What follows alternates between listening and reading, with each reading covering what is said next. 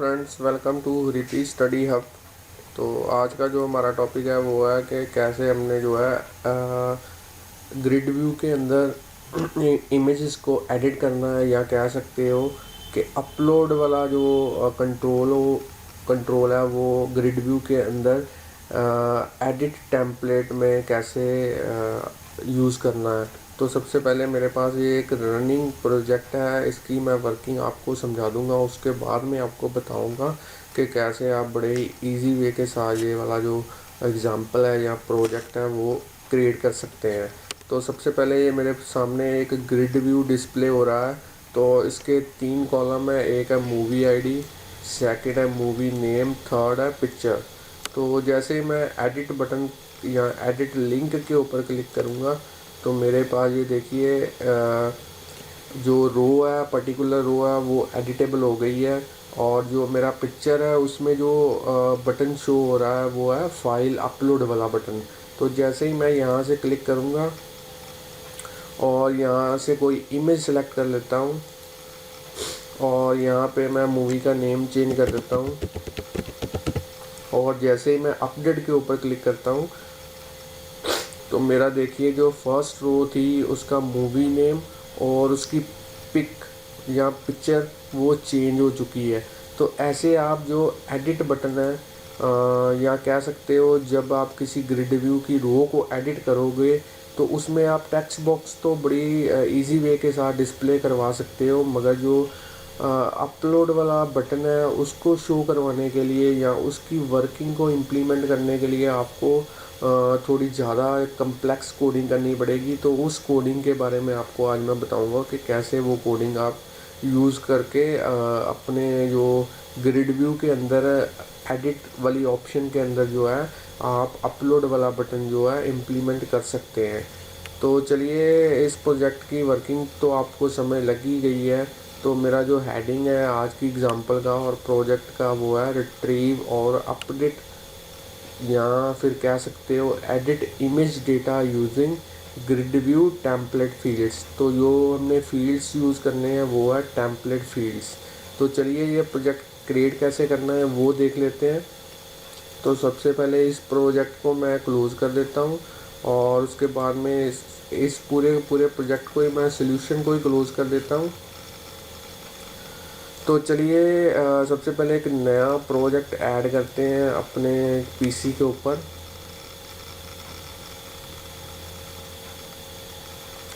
तो यहाँ पे जो है मैं लोकेशन का फोल्डर नेम दे देता हूँ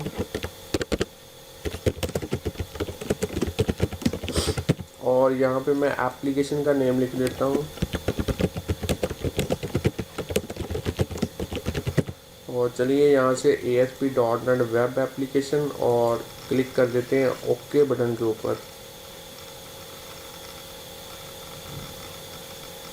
अब हमने जो है एक नया ब्लैंक वेब फॉर्म ऐड करना है अपने प्रोजेक्ट के अंदर।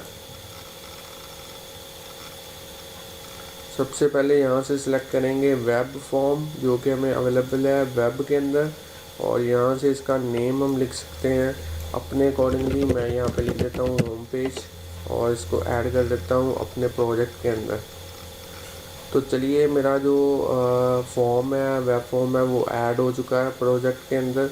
अब इसके डिज़ाइन व्यू के अंदर चलते हैं। तो सबसे पहले यहाँ पे मैं एक लेबल इंसर्ट करूँगा। तो जैसे ही लेबल के ऊपर डबल क्लिक करूँगा ये मेरे वेब फॉर्म के ऊपर इंसर्ट हो जाएगा। तो यहाँ से मैं जो है यहाँ टेक्स्ट, इसकी जो प्रॉपर्टी है टेक्स्ट प्रॉपर्टी, वहाँ लिख देता हूँ रिद्धि स्टडी हब। तो ये जस्ट चैनल की प्रमोशन के लिए है। अगर आपने हमारा चैनल अभी तक सब्सक्राइब नहीं किया तो जल्दी से सब्सक्राइब कर लें, क्योंकि इसी तरह के वीडियोस ट्यूटोरियल मैं बढ़िया अपने चैनल के ऊपर डालता रहता हूँ। यहाँ पे लिख देता रिट्रीव डेटा, एडिट और upload images in grid view, edit template. तो चलिए जो हमारा मेन कंट्रोल है आज का वो है ग्रिड व्यू कंट्रोल। तो एक ग्रिड व्यू कंट्रोल को इंसर्ट कर लेते हैं अपने वेब फॉर्म के ऊपर। तो सबसे पहले यहाँ पे ऑटो फॉर्मेट है, यहाँ से आप कोई भी अच्छा सा जो आपको पसंद हो फॉर्मेट वो सिलेक्ट कर सकते हैं। और उसके बाद में मेन पर्पस जो है हमारा वो है एडिट कॉलम के ऊपर क्लिक करना। तो सबसे पहले हमारे पास यहाँ पे देख सकते हैं आप, मूवी आईडी है, मूवी नेम है, पिक्चर है, और एक जो कॉलम है वो लिंक बटन या एडिट बटन के लिए है। तो इन तीनों के लिए हम जो है टेम्पलेट फील्ड यूज़ करेंगे। एक टेम्पलेट फील्ड, दो टेम्पलेट फील्ड, तीसरा टेम्पलेट फील्ड, और चौथा जो होगा वो है कमांड फील्ड। तो उसके लिए हम कमांड फील्ड्स में एडिट, अपडेट और कैंसिल वाला जो है यूज़ करेंगे, क्योंकि हमें एडिट वाला बटन तो चाहिए मगर डिलीट वाला बटन नहीं चाहिए, इसलिए इस ऑप्शन को हम फॉल्स ही रहने देंगे। तो यहाँ पे पहला जो टेम्पलेट आईडी है, टेम्पलेट फील्ड है, उसके जो हेडर टेक्स्ट में हम लिखेंगे मूवी आईडी, सेकंड वाले पे लिखेंगे मूवी नेम, और थर्ड वाले पे लिखेंगे पिक्चर। ये तीनों हमारे जो है कह सकते हो कॉलम्स हैं, और चौथा जो कॉलम है वो एडिट के लिए है। तो इसको हम ओके कर देते हैं अब।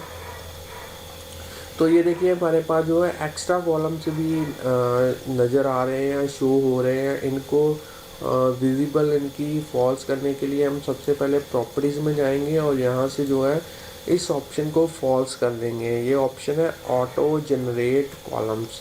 तो जैसे ही ऑटो जनरेट कॉलम्स को फॉल्स करेंगे तो मेरे पास देखिए जो अपने आप कॉलम्स आए हैं वो गायब हो जाएंगे, या कह सकते हैं वो डिसेबल हो जाएंगे। तो चलिए आगे जो हमने हमने डिज़ाइनिंग में यूज़ करना है वो है एडिट टेम्पलेट।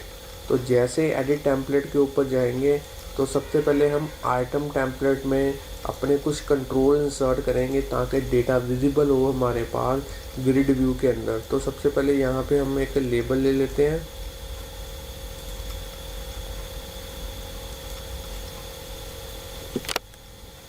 तो जो हमारे पास लेबल है उसकी हमने डेटा के साथ बाइंडिंग करनी है। तो डेटा के साथ बाइंडिंग करने से पहले आपको बता दूं कि कैसा डेटाबेस मैं यूज़ कर रहा हूँ इस एग्ज़ाम्पल के अंदर। तो सबसे पहले ओपन करते हैं एसक्यूएल सर्वर मैनेजमेंट स्टूडियो। काफ़ी अच्छा सॉफ्टवेयर है। अगर आप सीक्वल सर्वर के साथ काम करना चाहते हैं तो इस सॉफ्टवेयर के साथ बड़े ही ईजी वे के साथ जो है आप डेटाबेस के रिगार्डिंग ऑपरेशन परफॉर्म कर सकते हैं। तो ये मेरे सर्वर का नेम है और इसके साथ कनेक्ट कर देते हैं।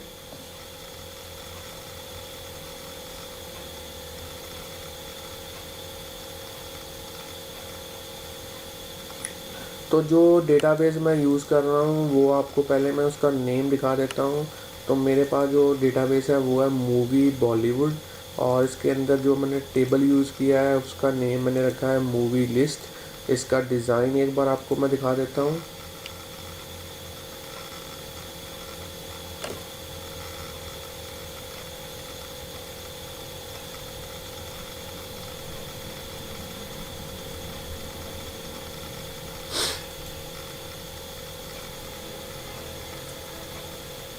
तो ये देखिए मैंने 3 कॉलम यूज़ किए हैं, मूवी आईडी, मूवी नेम और पिक्चर। यहाँ पे वीडियो को पॉज करके आप इसको कॉपी के ऊपर नोट डाउन कर सकते हैं स्टूडेंट्स। तो ये मैंने जो मूवी आईडी है इसको प्राइमरी की सेट किया हुआ है। तो इसके अंदर जो डेटा मैंने ऑलरेडी एंटर करके रखा है वो भी आपको दिखा देता हूँ।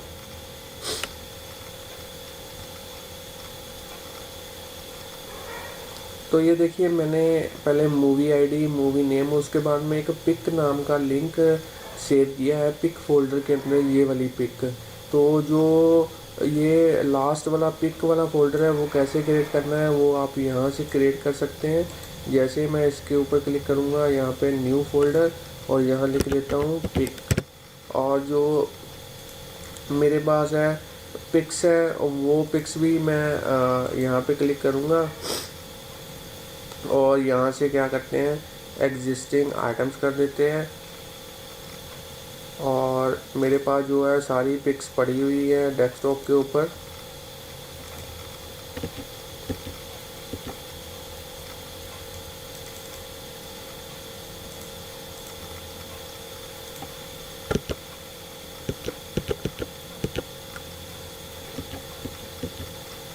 ये देखिए अपलोड पिक्स, तो इन सारी पिक्स को मैं सेलेक्ट करूँगा और यहाँ पे ऐड कर दूँगा। तो ये देखिए 1 2 3 4 5 6 7, और इसी तरीके से यहाँ पे भी जो है इनको भी एडिट कर देते हैं।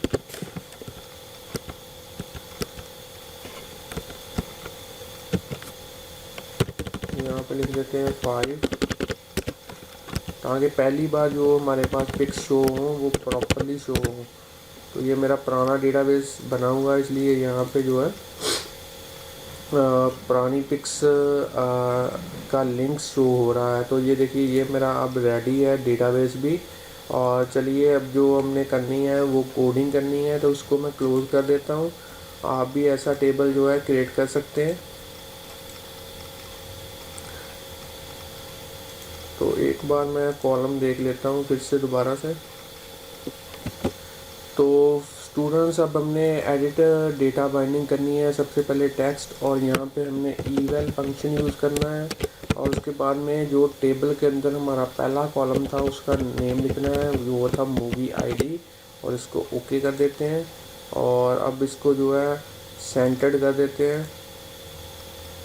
तो चलिए इसको मैं अगले मूवी आईडी के बाद हमारे पास है मूवी नेम, और इसके आइटम टेम्पलेट में जाते हैं और यहाँ पे जो है एक लेबल और इंसर्ट करेंगे। तो इस लेबल की भी जो एडिट बाइंडिंग करनी है, और यहाँ पे हमने इवैल लिखना है, और सेकंड कॉलम का नेम लिखना है वो है मूवी नेम।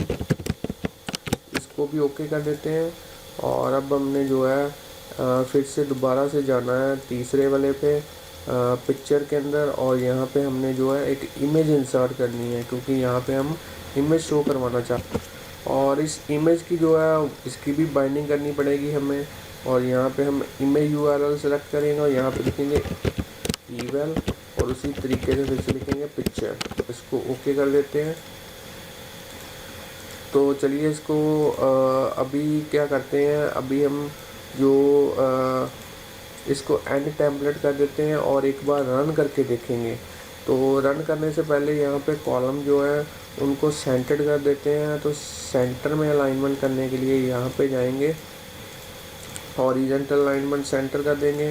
इसी तरीके से मूवी नेम के आइटम टेम्पलेट में जाएंगे और इसको भी जो है हॉरिजॉन्टल अलाइनमेंट सेंटर्ड कर देंगे। थर्ड पिक्चर में जाएंगे और इसकी भी आइटम टेम्पलेट जो है वो हॉरिजॉन्टल जो है सेंटर्ड कर देंगे, और इसी तरीके से अब ओके कर देते हैं। तो इसको एक बार रन करके देखते हैं, मगर रन करने से पहले हमें थोड़ी सी कोडिंग करनी पड़ेगी। तो कोडिंग करनी शुरू करते हैं। तो चलिए व्यू कोड में जाते हैं। तो सबसे पहले यहाँ पे दो नेम स्पेसिस मैंने यूज़ की हैं, सिस्टम डॉट डेटा आपको भी करनी पड़ेंगी, और उसी तरीके से using system dot data dot SQL align. तो ये दोनों नेम स्पेसिस जो है काफ़ी इम्पोर्टेंट है, आपको भी यूज़ करनी पड़ेंगी। और बाकी जो कोडिंग करनी है, कोडिंग ऑलरेडी मैंने एक फ़ाइल में कर रखी है। तो ये सारी कोडिंग मैं आपको वीडियो की डिस्क्रिप्शन में दे दूँगा, वहाँ से आप डाउनलोड कर सकते हैं।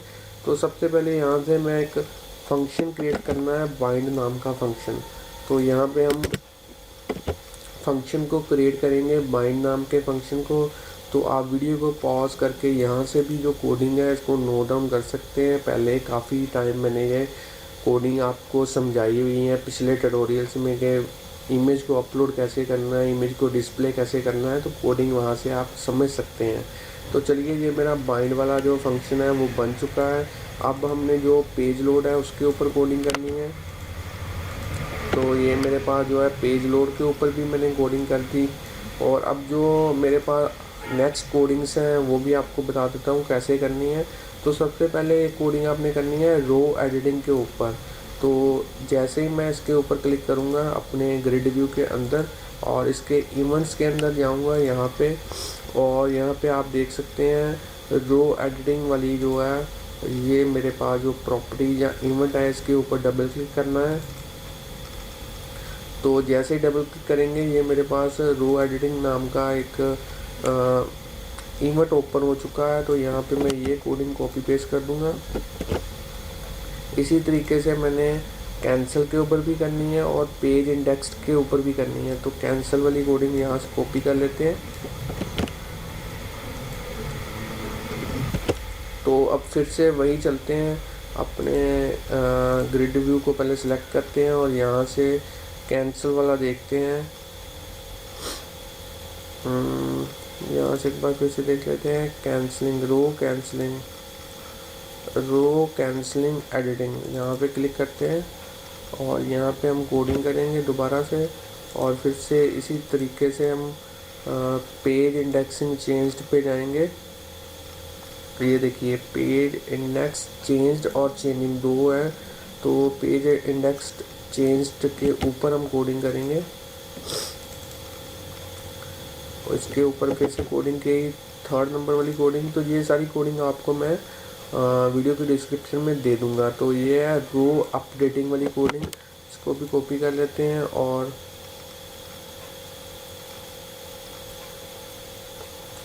तो ये आई थिंक एक बार जो कोडिंग है वो पेज चेंजिंग पे कर लेते हैं। तो पेज चेंजिंग पे करके देखते हैं, इसको मैं हटा देता हूँ यहाँ से, इसके ऊपर करनी पड़ेगी आपको पेज चेंजिंग के ऊपर। तो ये बिल्कुल सही है, अब कोई भी एरर वाला मैसेज नहीं आ रहा है। तो इसको कॉपी कर लेते हैं और रो अपडेटिंग के ऊपर करते हैं कोडिंग। तो यहाँ से मैं सिलेक्ट करूँगा प्रॉपर्टीज और इसके जो इवेंट है उसमें रो अपडेटिंग नाम का जो इवेंट है उसके ऊपर रो अपडेटिंग नाम का जो फंक्शन है उसके ऊपर कोडिंग करेंगे। जैसे ही डबल क्लिक करूँगा ये मेरे पास फंक्शन आ चुका है और यहाँ पे ये कोडिंग करनी है। तो इस तरीके से आप भी जो है कोडिंग जो है नोट डाउन कर सकते हैं। तो एक नेम स्पेस हमने और यूज़ करनी है, वो है यूजिंग system.io, क्योंकि ये पाथ वाला जो फंक्शन था उसके नीचे एरर आ रही थी, इसलिए मैंने system.io नाम की जो है एक नेम स्पेस यूज़ की है। तो ये सारी कोडिंग आपको वीडियो के डिस्क्रिप्शन में मिल जाएगी एज ए टेक्स्ट फाइल ही। आप इसको मॉडिफाई करके अपने अकॉर्डिंगली जो है इसको थोड़ा बहुत चेंजेस कर सकते हैं, समझने में काफ़ी इजी है। तो चलिए जो अब हमने अब जो है इसको रन करते हैं। जो कोडिंग है प्रॉपरली हो चुकी है स्टूडेंट्स। तो चलिए इसको रन कर लेते हैं। तो सबसे पहले मैं इसको रन करता हूँ। तो स्टूडेंट जो मेरा एग्जांपल है वो रन हो चुकी है। तो ये देखिए प्रॉपरली डेटा रिट्रीव हो रहा है। तो एक चीज़ हमारे पास रह गई है पेंडिंग, तो वो आपको बता देता हूँ। क्योंकि हमने एडिट टेम्पलेट के अंदर अभी तक डिज़ाइनिंग नहीं की, तो सबसे पहले यहाँ पे एडिट टेम्पलेट के अंदर चलते हैं, मूवी नेम के अंदर। तो यहाँ एडिट टेम्पलेट के अंदर एक टेक्स्ट बॉक्स इंसर्ट करेंगे। तो यहाँ पे मैं टेक्स्ट बॉक्स इंसर्ट कर देता हूँ। इसकी बाइंडिंग नहीं करनी किसी के साथ। उसी तरीके से पिक्चर के एडिट आइटम टेम्पलेट के अंदर हमने एक अपलोड वाला जो है फाइल अपलोड वाला जो है कंट्रोल यूज़ करना है, तो इसको ऐड कर देते हैं। तो चलिए हमारा जो एडिट टेम्पलेट वाला काम है वो भी हो चुका है। तो इसको फिर से रन करते हैं।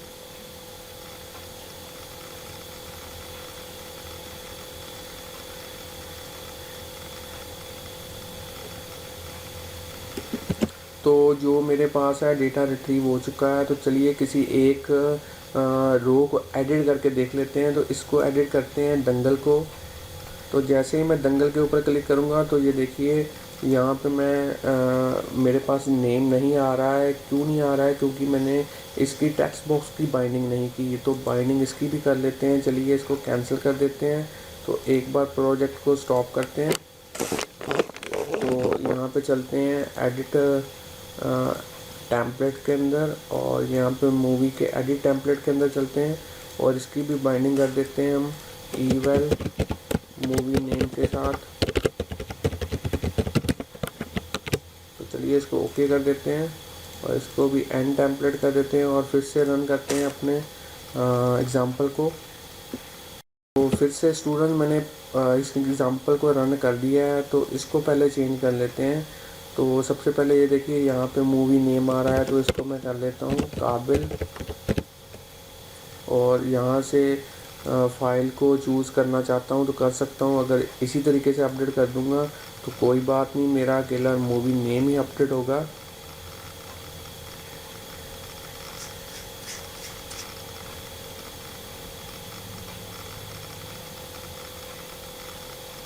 तो ये एक एरर आ चुकी है, हमारे पास एक एरर आ चुकी है, तो इसको देख लेते हैं क्या एरर है।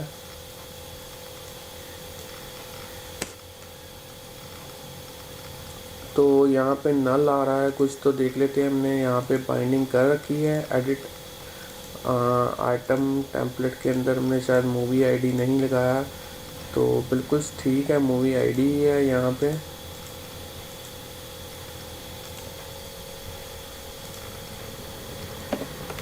और एक बार फिर से रन करते हैं इसको, तो एरर को देख लेते हैं। एरर क्या है? एरर नल रेफरेंस की एरर आ रही है।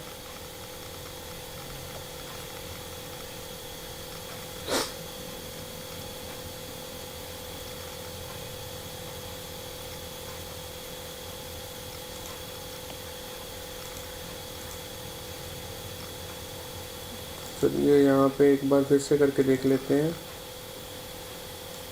यहाँ पे मैं कर लेता हूँ काबिल, और यहाँ से सिलेक्ट कर लेता हूँ काबिल वाली पिक, और अब अपडेट करने की कोशिश करता हूँ इसको। अभी भी यहाँ पे नल रेफरेंस जो है शो कर रहा है, तो चलिए इसको एक बार देख लेते हैं क्या एरर है इसके अंदर।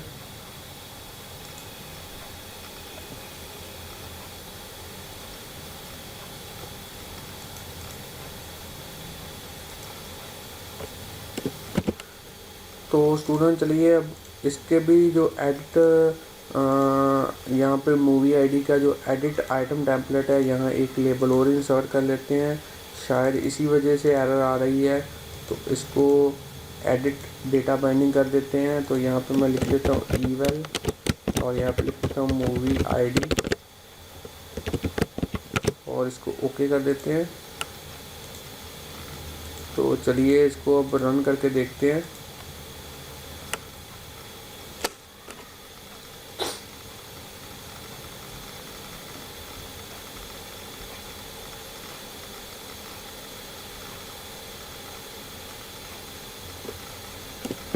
तो ये देखिए मेरे पास जो है फिर से जो डेटा रिट्रीव हो चुका है प्रॉपर्ली। अब एडिट वाला फंक्शन परफॉर्म करके देख लेते हैं, और यहाँ पे मैं लिख देता हूँ काबिल, और इसको अपडेट करके देख लेते हैं एक बार। तो ये देखिए प्रॉपर्ली अपडेट हो चुका है, मगर पिक मैंने सेलेक्ट नहीं की, तो यहाँ से फिर से पिक सेलेक्ट कर लेते हैं, और यहाँ पे मैं सेलेक्ट कर लेता हूँ 1, और अब अपडेट करते हैं इसको। तो ये देखिए प्रॉपर्ली जो मेरी है पिक अपडेट हो चुकी है। तो इस तरीके से चाहे हमारे पास ये एरर डिस्प्ले हुई है, मगर इसको भी हमने रेक्टिफाई कर दिया है। तो इस तरीके से आप बड़े ही इजी वे के साथ जो है अपलोड वाला बटन जो है इम्प्लीमेंट कर सकते हैं ग्रिड व्यू के अंदर, या इमेजेस को ग्रिड व्यू के अंदर भी आप एडिट कर सकते हैं। तो thanks friends for watching videos. अगर हमारी वीडियोस आपको अच्छी लगी हैं तो लाइक शेयर कमेंट करना मत भूलिए, और हमारे चैनल को सब्सक्राइब करके ही जाइए, क्योंकि यहाँ पे मैं बढ़िया बढ़िया वीडियो ट्यूटोरियल्स जो है ट्यूटोरियल्स डालता रहता हूँ अपने प्रोग्रामिंग के रिलेटेड।